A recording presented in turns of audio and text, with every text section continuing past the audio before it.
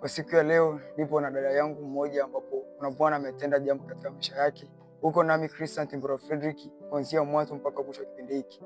Nipende kukaribisha mtazamaji wangu kujiunge nami. Karibu sana. Atajitambulisha jina lake anaitwa nani na ataelezea kipi ambacho Mungu amekitenda katika maisha yake. Dada, karibu katika studio za Mlima wa Neema. Ilikuwa ni saa 12 majira ya asubuhi. Ndio. Nikiwa kazini ulitokea mwanga mmoja ambao haujafahamika ukanipiga machoni. Na wakati huo nikiwa pale nilianza kujisikia vibaya. Baadaye mkono ukaanza kufa ganzi pamoja na mguu. Walinichukua mahali pale na gari ya kazini wakanirudisha mpaka nyumbani ninakoishi. Ndio. Lakini nilipofika pale nyumbani hali iliendelea kuwa mbaya na baadaye nikaparalyze kutokea mguu mpaka mkono. Na miguu yote ikawa haina kazi kutokea kiunoni mpaka chini ya unyayo. Na kilichofuata pale sikukielewa. Lakini namshukuru Mungu, watumishi wa Mungu walikuja wakaniombea pale nyumbani na wakanibeba mpaka madhabahu hii. Waliniombea na mpaka nikafunguliwa na mpaka sasa namshukuru Mungu naendelea vizuri. Amen.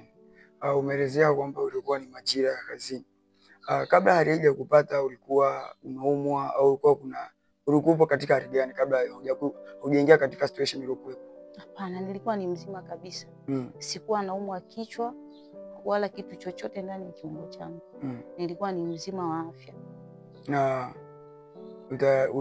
mtumishi wa Mungu maombi alifanya kwa njia gani? Kwa njia ya mawasiliano au ulikuja kanisani? Nilikuja madhabahuni kwake. Na aliitwa, hakuchelewa kufika. Mpenzi mtazamaji angependa kujua, anaweza kusikia kazini, unaweza kuelezea kidogo maeneo ya kazi na kazi unayofanya? Shughuli yako. Niko maeneo ya kazini ni daktari mafiga. Niko kitengo cha wazazi. Dada, ningependa nikuulize swali kwa faida ya watazamaji. Wakati unafanyiwa maombi, wakati mtumishi wa Mungu anakufanyia huduma, ni kitu gani ulikuwa unakiona kipindi ulikuwa katika ile hali? Wakati ule nilikuwa sehemu moja ambayo ni mbali sana. Ni kama mlima fulani hivi. Lakini hapo pana watu wengi sana ambao ni wamevaa mavazi meusi. Lakini wale watu sijaona kwa sura. Na walikuwa wanafanya shughuli gani kipindi unafanywa maombi? Yaani walikuwa wamekuzunguka au walikuwa katika walinizunguka mimi nikawa katikati yao.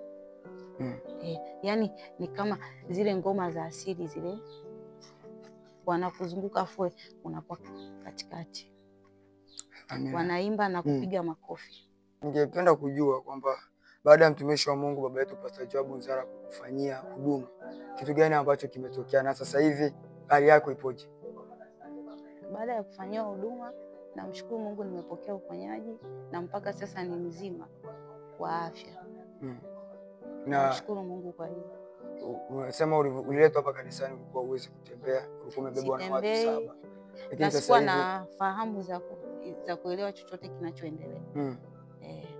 Lakini sasa hivi tunapokuona hapa fahamu zimerejea na una uwezo wa kutembea. Niko vizuri. Mpenzi mtazamaji kwa kutufuatilia, ni kutoka kanisa la Mlima wa Neema lililo Morogoro mjini, kata ya Kionda, mtaa Msimamo, chini ya baba yetu Pastor Joab Nzara. Hichi ni kipindi cha shuhuda. Tulikuwa na dada Debora Ramadhani, alikuwa anashuhudia jinsi ambavyo Mungu amemtoa katika hali ya mauti. Huko nami Christian Timbro Fredrick.